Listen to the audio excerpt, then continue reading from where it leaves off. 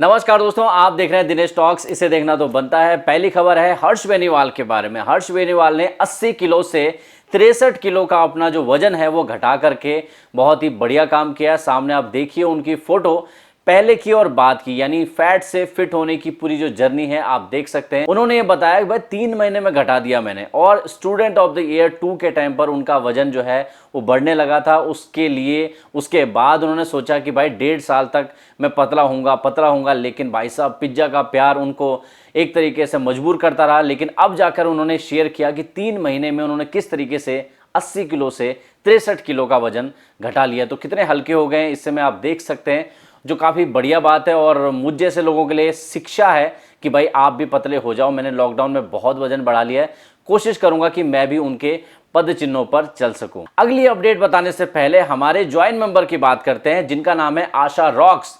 तो उनके चैनल का लिंक मैंने डिस्क्रिप्शन में दिया है, जाकर के चेकआउट करो, सपोर्ट करना। अब भाई भुवन बाम के सीक्रेट्स कौन नहीं जानना चाहता। वैसे भी आपको मैंने कल की न्यूज में बताया था, यूट्यूब वर्ल्ड का इंस्टाग्राम पेज है, वहां पर उनकी स्टोरी में भुवन बाम नजर आए थे। कल बहुत सारे क्वेश्चंस के जवाब दिए उन्होंने, उसका एक छोटा सा पार्ट आपको दिखाता हूं। उन्होंने अपना कोशिश किया कैसे वो वीडियो बनाते हैं, लॉकडाउन में इंस्पिरेशन कैसे ली, इतने सारे कैरेक्टर को निभाने के लिए क्या वो करते हैं, क्या उनके दिमाग में रहता है, सब कुछ बताया। तो देखिए।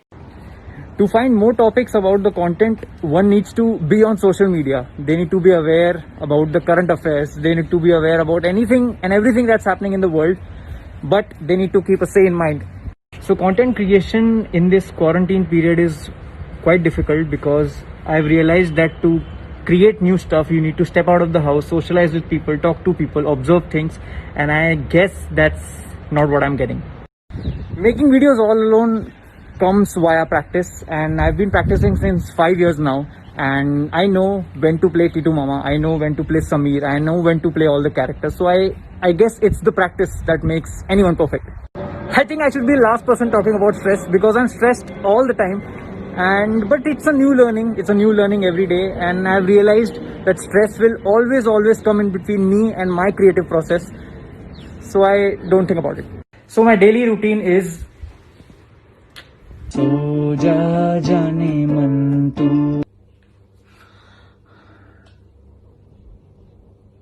दोस्तों एंग्री प्राश और ध्रुव राठी का जो कोलैब हुआ है नए वीडियो में आप देख सकते हैं, जो एंग्री प्राश ने अपलोड किया है, बॉलीवुड का पंचनामा कर दिया है पूरी तरीके से, यानी रोस्ट ही कह सकते हो आप इसको, जिसमें उन्होंने बॉलीवुड में पूरा जो स्ट्रक्चर चलता है ना, कैसे वहां पर हीरो हीरोइंस को लिया जाता है, बिना स्क्रिप्ट के काम होता है, ये सारी चीज़ों की उधेड़ बुन धागे खोल कर रखती है एंग्री प्राश ने। तो जा करके देखना आप, और इसमें ध्रुव राठी भी देखने को मिलेंगे।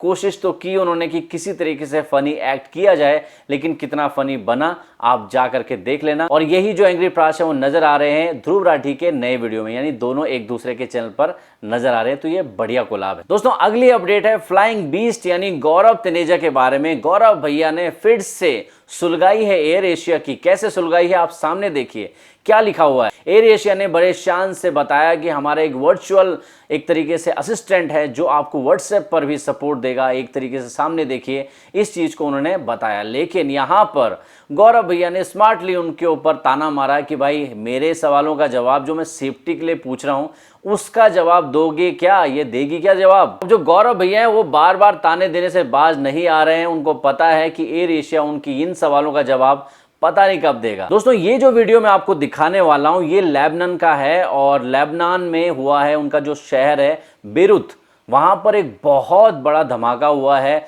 इस धमाके की जो पूरे फुटेज हैं वो इंटरनेट पर बहुत वायरल हो रहे हैं। इतना बड़ा धमाका, मतलब ऐसा लगा किसी हॉलीवुड फिल्म का कोई सीन देख लिया हो। आप भी देखिए।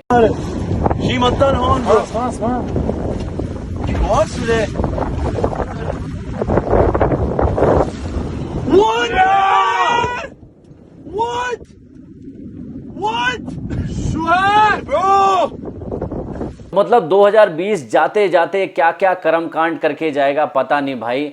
तो भगवान, आज श्री राम जी का जो है भूमि पूजन हुआ है, तो हो सकता है श्री राम ही हमें आशीर्वाद दे दें, इस 2020 में बचने का तरीका बता दें, या फिर आगे की जो सुख शांति है ना उसके लिए आशीर्वाद दे दें। दोस्तों फाइनल अपडेट है सुशांत सिंह राजपूत केस के बारे में, और बहुत बड़ी खुशखबरी है दोस्तों। जितने भी लोग उम्मीद कर रहे थे कि बार बार कि यार सीबीआई की मांग कर रहे थे, ये सीबीआई की जो मंजूरी है ना वो गवर्नमेंट ने दे दी है। जी हाँ, सुप्रीम कोर्ट में इसकी हियरिंग हुई है, उसमें भी बहुत सारी बातें निकली हैं। ईशकरण भंडारी ने पूरा डिटेल में समझाया अपने वीडियोस में, उसका मैं कुछ पार्ट आपको दिखाऊंगा। लेकिन जो ये गवर्नमेंट की मंजूरी है, क्योंकि जो सीबीआई मांग थी वो स्टेट गवर्नमेंट जो कि जहां एफआईआर हुई है बिहार गवर्नमेंट ने दे दी थी और सेंट्रल गवर्नमेंट ने इस पर मंजूरी दे दी है। तो यानी सीबीआई की जो पूरी कार्रवाई है, इन्वेस्टिगेशन है, उसका रोड़ा, उसका पत्थर हट चुका है। अब इस पे सीबीआई इंक्वायरी होगी ही। ये बहुत बड़ी विक्ट्री की बात है।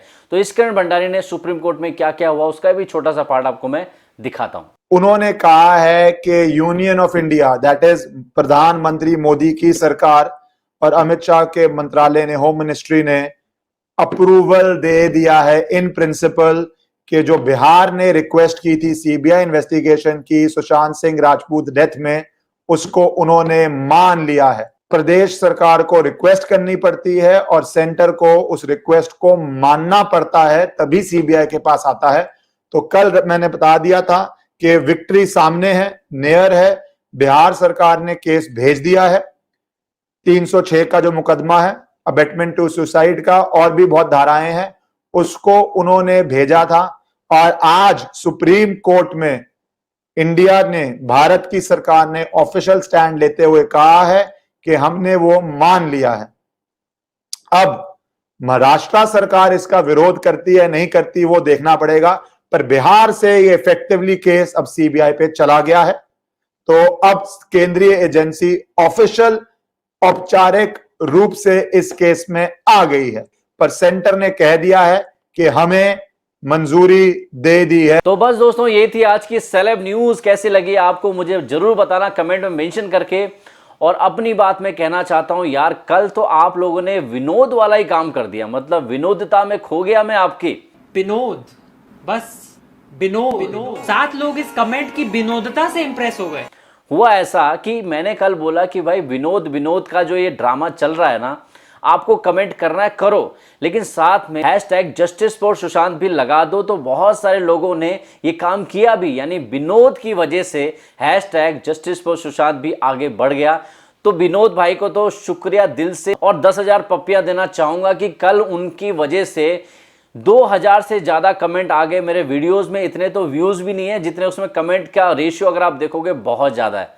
तो मतलब विनोद भाई तो छा गया है, इंटरनेट के ऊपर आ गया है। अब विनोद भाई को सामने आकर के अपना चैनल खोलो, इतने सारे दीवाने उनके हो चुके हैं इंटरनेट के ऊपर, और सारा क्रेडिट जाएगा स्ले पॉइंट को।